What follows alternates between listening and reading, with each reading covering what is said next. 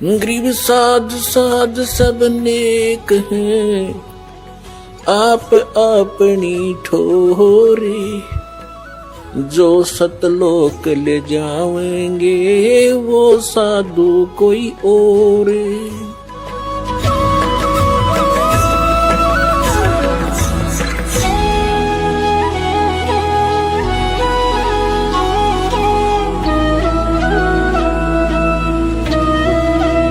सतगुरुदेव की जय। बंदी छोड़ कबीर परमेश्वर जी की जय। बंदी छोड़ गरीबदास जी महाराज जी की जय। स्वामी रामदेवानंद जी गुरु महाराज जी की जय हो।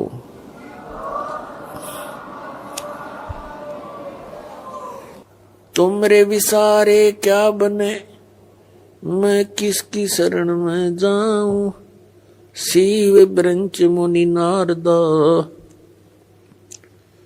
तिनके हृदय न सुनो।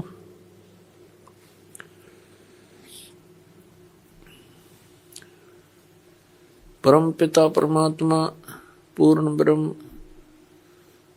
सर्व सृष्टि रचनहार कबीर परमेश्वर जी की असीम कृपा से आप सभी पुण्यात्माएं सत्संग सुनने के लिए उपस्थित हुए।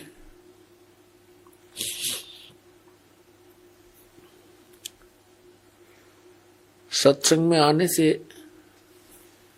इस जीव को ज्ञान होता है, तू कौन है, यहां किस लिए तू ये जन्म और मर रहा है, तुझे ये मालूम नहीं अगले क्षण में क्या हो जाए। और फिर भी आप इतने निश्चिंत होकर के यहां बैठे हो। सत्संग में आने से इस प्राणी को ज्ञान होता है कौन से कर्म मानव के करने योग्य हैं, कौन से ना करने योग्य हैं। फिर मानव जीवन का क्या उद्देश्य है,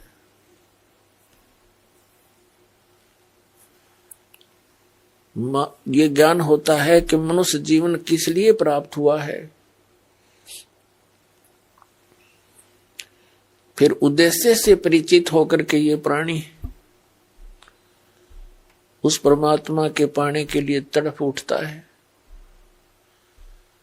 क्योंकि इसको अभी तक यथार्थ ज्ञान नहीं हुआ था। काल भगवान जिसके लोक में हम रह रहे हैं, ये एक नंबर का विलियन है, ये खलनायक है। आप फिल्मों में देखा करते हैं जो खलनायक की रोल करता है वो कैसा व्यक्ति होता है। वो तो एक सिंपल रोल करता है, ये रियल में कर रहा है। इसने हमारे परम पिता को बुला दिया, इसने परमात्मा का नामो निशान मिटा दिया। अपने आप को ये भगवान सिद्ध करके बैठ गया। और फिर इसके काल के दूतों ने, नकली संतों ने, ज्ञानहीन प्राणियों ने श्री ब्रह्मा, श्री विष्णु, श्री शिव जी को बताया कि यही सब कुछ है, यही व्यवस्थक है, उत्पत्ति, स्थिति और संहार यही करते हैं। ब्रह्मा जी को तो कुछ एक बता ही देते हैं कि ये इसकी मृत्यु होती है, इसका कुछ समय निर्धारित है जीवन का। लेकिन श्री विष्णु, श्री शंकर भगवान जी को ये अजरो अमर बताया करते थे। इन्हीं की पूजा का विधान दृढ़ किया करते थे, जो किसी भी सदग्रंथ में प्रमाण नहीं था। तो इन काल के से प्रेरित संतों ने सभी पुण्यात्माओं को मिसगाइड कर रखा था। स्वयं परमात्मा आते हैं, इस अज्ञान को समाप्त करते हैं, अपनी प्यारी आत्माओं को सीधा राह बताते हैं। आप देखते हैं जितने गुरु उतने ही उनके मार्ग, उतने ही विधि भक्ति की, जितने संत उतना ही उनका अलग अलग ज्ञान।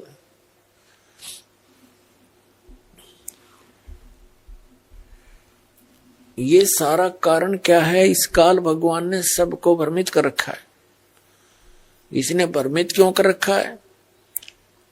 परमात्मा ने हमारे ऊपर एक दया करी थी, कबीर भगवान ने, जो हम सबका जनक है। आज पहले भी आपको बताया था सुबह के सत्संग में, जब इस काल भगवान ने इस दुर्गा देवी जी के साथ बद व्यवहार करने की चेष्टा की थी, इस दुर्गा जी ने अपनी इज्जत रक्षा के लिए इसके पेट में शरण ली थी। परमेश्वर ने, कबीर देव जी ने, सत्य पुरुष ने इस ज्योति निरंजन को इसके 21 ब्रह्मांड समेत वहां से निकाल दिया था, साथ में दुर्गा जी को भी।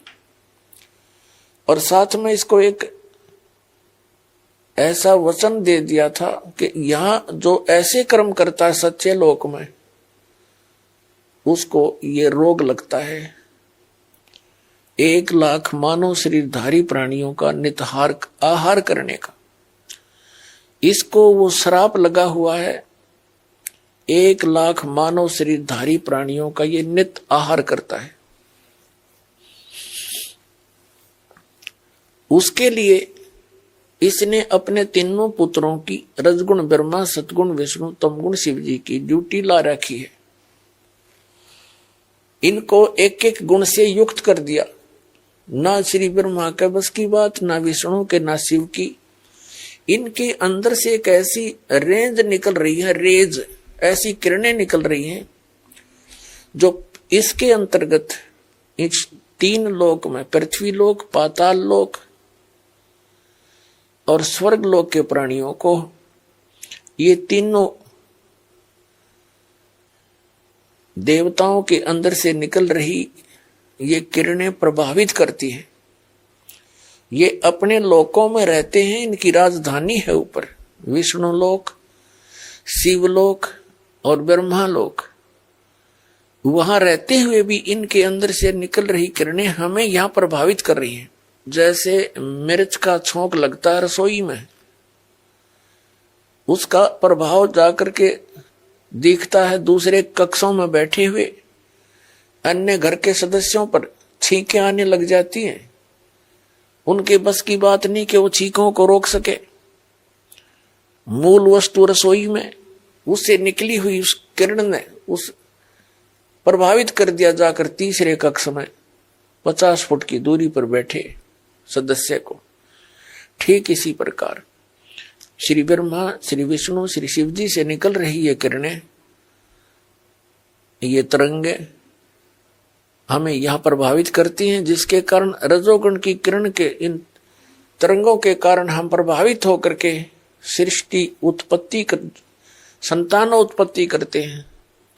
जिस कारण से ब्रह्मा जी को सृष्टि की उत्पत्ति करता बता दिया। यू खाक उत्पत्ति करता है, उत्पत्ति तो परमात्मा ने करके दे रखी। कबीर साहब ने सारे ब्रह्मांड रच दिए, इसके 3 गुण 5 तत्व दे दिए। ये तो केवल प्रभावित करता, जिस कारण से सभी प्राणी अपनी ये विवश होकर के, विषय वासनाओं के वश होकर के संतानोत्पत्ति करते हैं।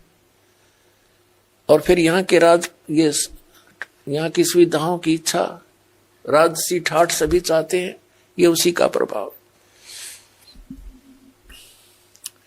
और दूसरे सतोगुण के प्रभाव से हम एक दूसरे में मोह ममता बुरी तरह जकड़े हुए हैं। जीव के बस का नहीं ये ममता मोह हटा दे किसी सदस्य से, संपत्ति से या इस संसार से।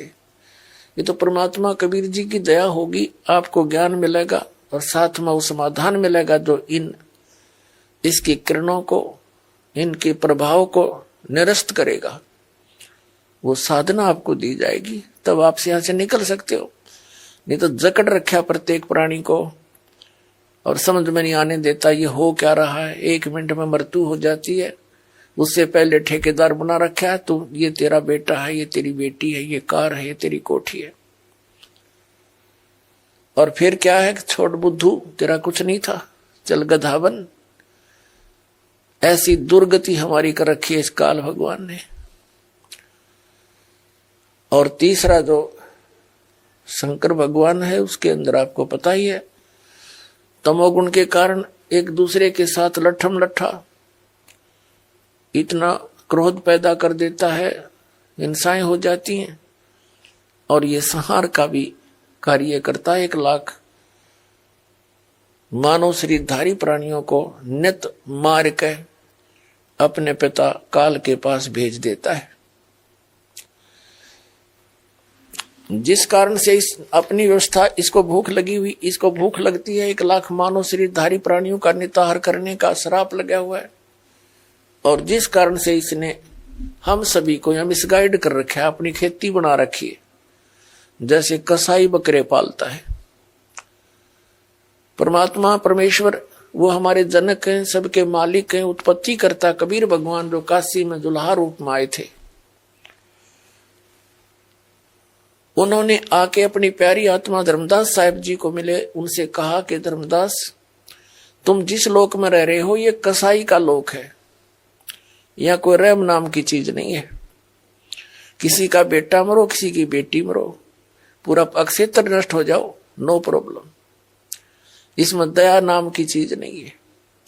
धर्मदास जी ने कहा कि भगवान, यहां कैसी सुविधाएं नजर आ रही हैं, सुंदर बाग बगीचे हैं, झरने बह रहे हैं, मीठे जल की दरिया बह रही हैं, नीचे भी अच्छा मीठा जल है पृथ्वी में, और सुंदर बाग हैं, सुंदर मेवा लगी हुई हैं, कैसी अच्छी हवा चलती है, दिन रात बन रहे हैं। तो परमात्मा ने कहा कि ये तो ऐसी व्यवस्था है जैसे कसाई बकरे पालता है, वह अपने उन पाले हुए बकरे और बकरियों के लिए सब सुविधाएं देता है। एक बहुत बड़ी चरागाह भी बनाता है, उनके लिए शेड झोंपड़ी डालता है गर्मी और सर्दी से बचाने के लिए, जल की व्यवस्था करता है, उसके चारे की व्यवस्था करता है, हिंसक पशुओं से बचाने के लिए उनकी चारों तरफ बाड़ करता है, सुरक्षा चक्कर बनाता है। जिस कारण से वो बकरे ये सोचते हैं ये दयालु मालिक है हमारा, हमारी कितनी केयर टेक करता है, कितनी देखभाल रखता है। जिस कारण से जब वो कसाई बकरों के पास आता है तो उससे प्यार करते हैं, ऐसे ऊपर को पैर उठाकर उसे सीने से लगाना चाहते हैं, उसकी उस व्यवस्था को देखकर इसे प्रभावित हो जाते हैं। वो ऐसे हाथ लगाकर देख रहा होता है, वो प्यार करते हैं, जीभ से चाटते हैं उसके हाथों को प्यार जताने के लिए। वो देख रहा होता है ये कितने किलो का हो गया, इसमें कितना मांस बढ़ गया, और वो सोच रहे हैं ये हमें प्यार कर रहा है।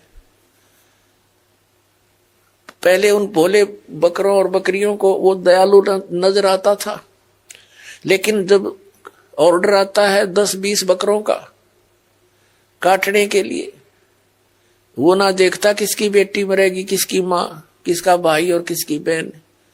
एक परिवार के चे सारे आ जाओ, मोटे मोटे छांट के और जाके काट के अपना निर्वाह करता है।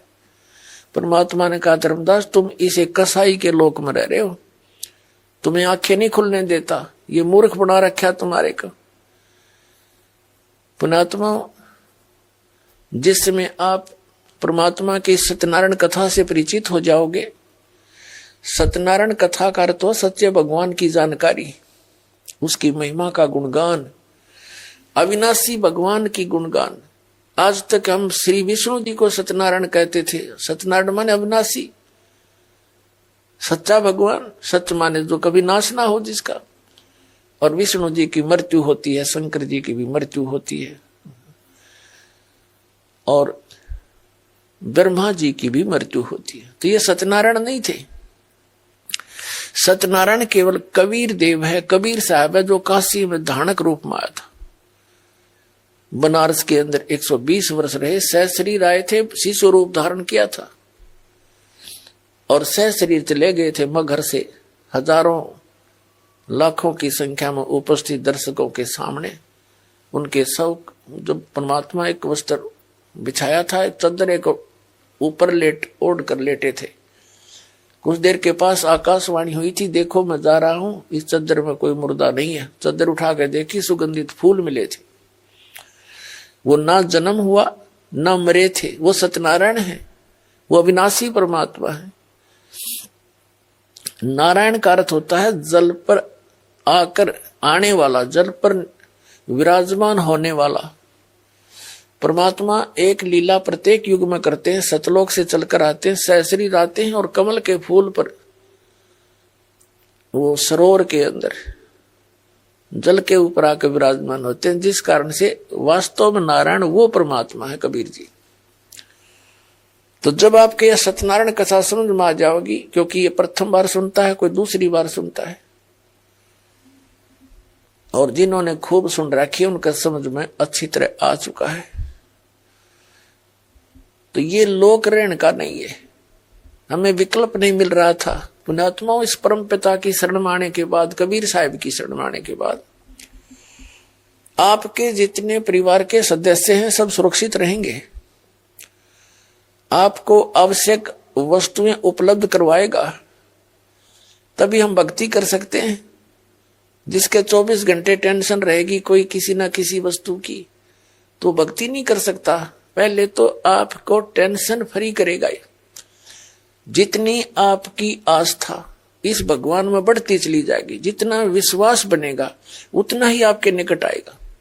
विश्वास बनने में देरी लगती है, क्योंकि हम अज्ञान से परिपूर्ण होते हैं जब परमात्मा की शरण ग्रहण करने के लिए आते हैं। कुछ तो अज्ञान इन सत्संगों से, पुस्तकों से, टीवी चैनलों से हट जाता है। यहां आने के बाद रहा कहा, फिर मांझा जाता है प्राणी, और फिर यहां आने के बाद आशीर्वाद, प्रणाम, भगवान की मंत्र दिए जाते हैं। धीरे धीरे ये आत्मा इतनी निर्मल हो जाती है, प्रत्येक बात पर जो दास बोलेगा उस पर विश्वास होने लग जाएगा। अभी तक तो कुछ पर विश्वास होता है, कुछ पर अविश्वास होता है। तो इसी प्रकार परमात्मा पर हम पूर्ण विश्वास ना कर पाते, तब तक देरी रहेगी आपके सब कार्य सिद्ध होने में। और जब आपको पूर्ण विश्वास हो जाएगा, फिर तो कहना ही क्या है।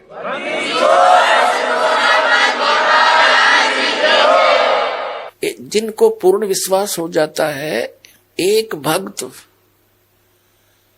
ऐसे ऐसे सुख बताता है कि उसका कहता है जी कितने बताऊं, गिनती नहीं। तो पुण्यात्माओं, भगवान है ये हमारा सच्चा पिता है, और अपने पिता को ही अपने संतान के दुख की चिंता होती है, और ये समर्थ है, हमारे सब काम करने में सक्षम है, सब दुखों को दूर करने में सक्षम है। ये समर्थ परमात्मा है। इस पर विश्वास करके देखो पूर्ण हृदय से, फिर देखना सारे काम ठीक होंगे।